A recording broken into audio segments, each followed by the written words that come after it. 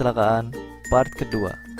Setelah video sebelumnya kita belajar tentang pengertian P3K, tujuan P3K, prinsip-prinsip P3K, alat dan obat P3K.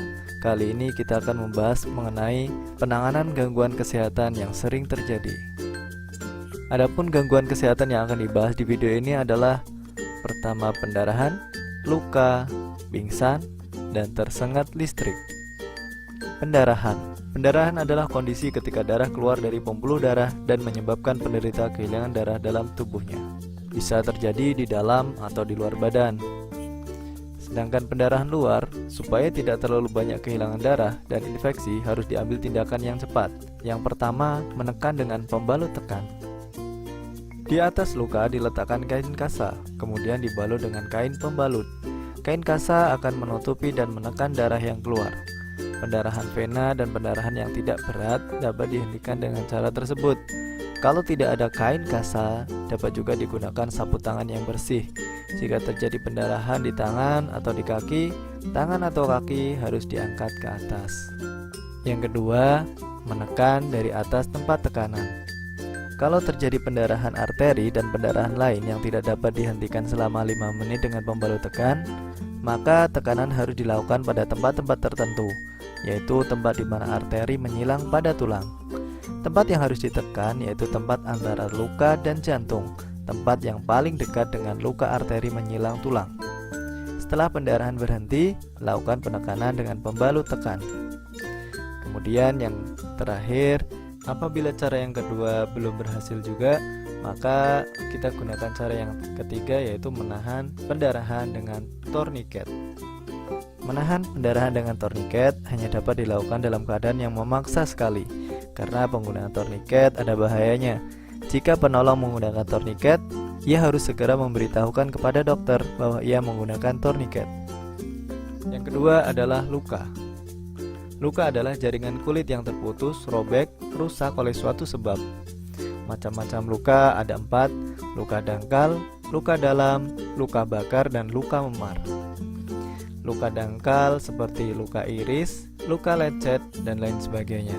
Kemudian luka dalam ada luka tertusuk, luka tertembak, dan lain-lain. Sedangkan luka bakar seperti tersiram air panas, bahan kimia, atau tersengat listrik. Sedangkan luka memar biasanya akibat benturan benda keras. Kita bahas satu persatu tentang luka. Yang pertama adalah luka dangkal. Luka ini seperti luka iris, luka lecet, dan lain-lain. Dasar-dasar pertolongan pada luka dangkal. Yang pertama, hentikan pendarahan. Tinggikan anggota badan yang terluka. Oles luka dengan obat merah atau betadin. Tutup dengan kasa steril, lalu di atasnya diletakkan kapas, lalu dibalut perban. Atau bisa juga setelah luka ditaburi obat, dapat juga langsung dibalut dengan pembalut cepat. Bila luka lebar dan dalam, segera bawa ke rumah sakit. Gunakan obat tradisional yang ada di sekeliling kita.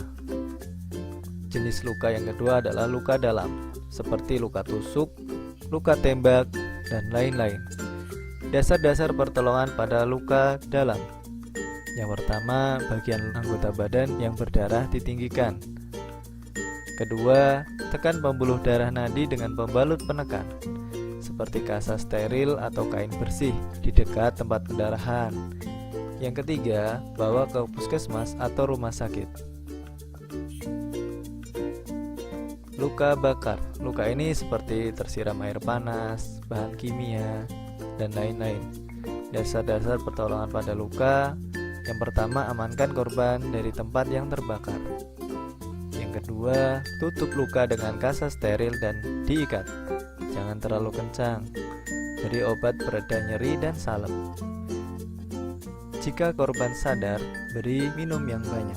Luka bakar biasanya dibarengi dengan hilangnya cairan dalam tubuh korban.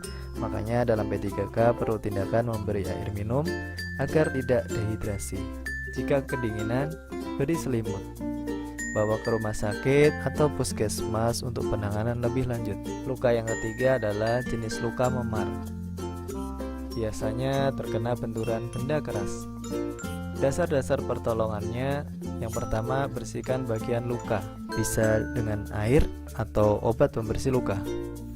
Cara membersihkannya dengan pelan-pelan ya, untuk meminimalisir rasa sakit. Kedua, kompres luka dengan air dingin. Pada dasarnya luka memar akan dibarengi dengan pendarahan dalam. Kompres ini bertujuan agar mempersempit pembuluh darah yang mengalirkan darah ke bagian luka, sehingga jika darah yang mengalir sedikit diharapkan akan meminimalisir pembengkakan pada luka. Yang ketiga, biarkan luka sembuh dengan sendirinya. Jika sakit dan memar tidak hilang, bawa ke puskesmas atau rumah sakit. Gangguan kesehatan yang ketiga yaitu pingsan atau kehilangan kesadaran sementara secara tiba-tiba. Sebab-sebabnya gangguan saraf vagus, tekanan darah berubah tiba-tiba, anemia, dehidrasi, ataupun shock. Dasar-dasar penanganan pingsan yang pertama, dibawa ke tempat yang teduh dan aman, jangan dikerumuni. Tidurkan kepala lebih rendah dari badan, lalu kepala dimiringkan. Baju atau celana dilonggarkan. Bila penderita muntah, letakkan kepalanya dalam keadaan miring agar muntahnya tidak masuk ke paru-paru. Hidung diberi bau-bauan yang merangsang.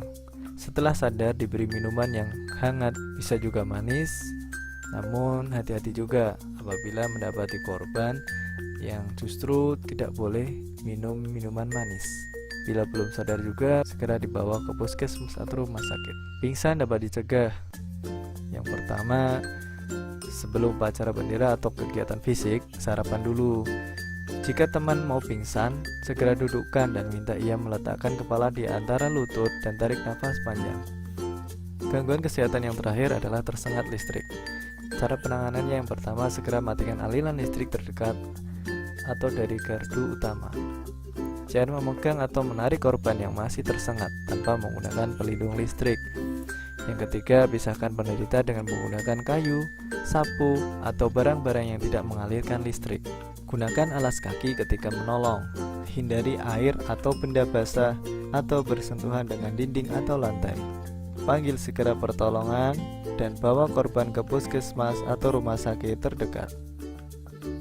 Berikut adalah contoh soal materi P3K.